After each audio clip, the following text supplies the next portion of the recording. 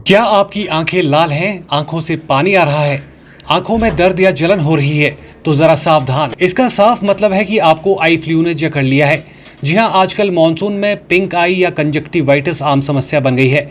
शिमला के आईजीएमसी अस्पताल में रोजाना आई फ्लू के 15 से 20 मामले सामने आ रहे हैं।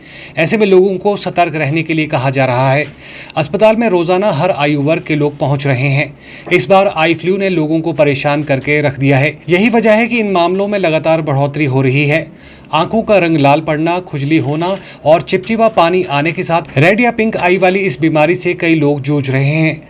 आई फ्लू होने पर लोग जहां अस्पताल का रुख कर रहे हैं, तो वहीं कुछ लोग खुद ही आई ड्रॉप खरीदकर इलाज कर रहे हैं, जिसको लेकर डॉक्टर लोगों को लक्षण दिखाने पर अस्पताल में आकर डॉक्टर से चेकअप करवाने के लिए कह रहे हैं। अगर किसी को एक आंख में आई फ्लू है और आप उसे छू लेते हैं और फिर बिना साबुन के हाथ धोए उसी हाथ से दूसरी आंख को भी छूते हैं, तो इससे दूसरी आंख भी संक्रमित हो जाती है। यानी अगर किसी व्यक्ति को आई फ्लू है और आप उसके कांटेक्ट में आते हैं, तो आपको भी आई फ्लू हो सकता है। इसके फैलने की आशंका भीड़ भाड़ वाले क्षेत्रों में ज्यादा होती है। खासकर स्कूली बच्चे इसकी चपेट में एकदम से आ जाते हैं। वहीं किसी इंस्टीट्यूट या ऑफिस में काम करने वाले लोगों में भी इसके फैलने की ज्यादा आशंका रहती है।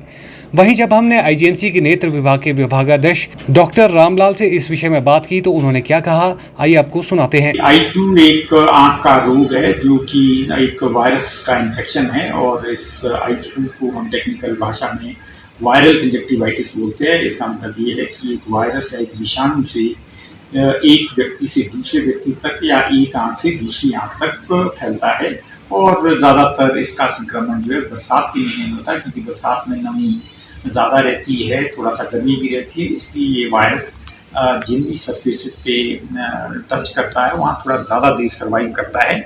इस वजह से इसका बरसात में ज़्यादा जो है ये वायरस ज़्यादातर केसेस में 5 से 7 या हफ्ता 10 दिन में रिजॉल्व कर जाता है, पर कुछ केसेस में ये नज़र को नुकसान कर सकता है।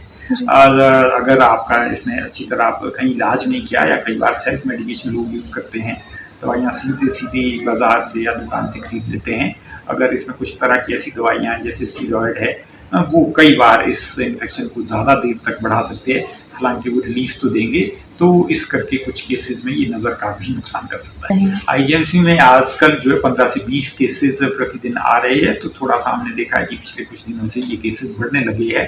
तो इसी करके ये सब लोगों को हिदायत दी जाती है ना कि इस रोग से बचाव करें। बच्चे का क्योंकि थोड़ा सा व्यवहार आप कंट्रोल नहीं कर सकते हो, इसलिए बच्चों में ये थोड़ा सा ज़्यादा होता है। हालांकि ये किसी भी एज ग्रुप के व्यक्ति को ये अफेक्ट कर सकता है, जिसमें कि किसी आँख के कांटेक्ट में ये वायरस आता है। ये सभी उम्र के लोग हमारे पास इन्फेक्शन वाले आ रहे हैं। तो कॉमन उपाय है जो हम कोरोना से भी सारे लोग, पूरी दुनिया जो है अवगत है।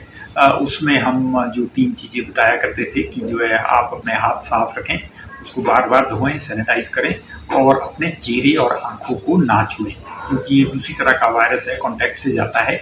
देखने से ये वायरस एक से दूसरे तक नहीं जाता है। इम्पॉर्टेंट चीज़ ये है, लोगों को काला चश्मा दिया जाता है ताकि वो आँख में लाइट ना लगे, पर छूने से ये ज़रूर है। जो एक इन्फेक्टेड व्यक्ति है उसके साथ आपने हाथ मिला दिया, उसके साथ आपने रुमाल शेयर कर दिया, चश्मा शेयर कर दिया, मोबाइल टच कर दिया उसका जिसके ऊपर उसके हाथ लगे हैं, जिनकी आँख का जो हमारी स्क्रीशन है उसके अंदर ये वायरस रहता है, और 2-3 घंटे तक ये किसी भी सरफेसेस पे जो है जिंदा रह सकता है। अगर आप उसके कांटेक्ट में आए तो ये वायरस आप तक पहुंचे। साफ सफाई बेहद जरूरी है, और जो लोग हैं थोड़े उनको आइसोलेट करना जरूरी है। पर्टिकुलरली जैसे हॉस्टल में बच्चे होते हैं, स्कूल में बच्चे होते हैं, ग्रुप्स में हैं, ऑफिस में है, ऐसे व्यक्ति को 5 से 7 दिन तक ऑफिस या क्राउडिंग वाली जगह में नहीं जाना चाहिए। और जो है ना 5-7 दिन जब ये रोग थोड़ा सा कम हो जाए, जब इन्फेक्शन के चांसेस कम हो जाए, उसके बाद ही व्यक्ति अपनी ड्यूटी में हॉस्टल में ज्वाइन करे। अगर बच्चा स्कूल जा रहा है तो उसको स्कूल जाने से रोके, जैसे ही आपको लगे कि आई फ्लू के लक्षण आ रहे हैं।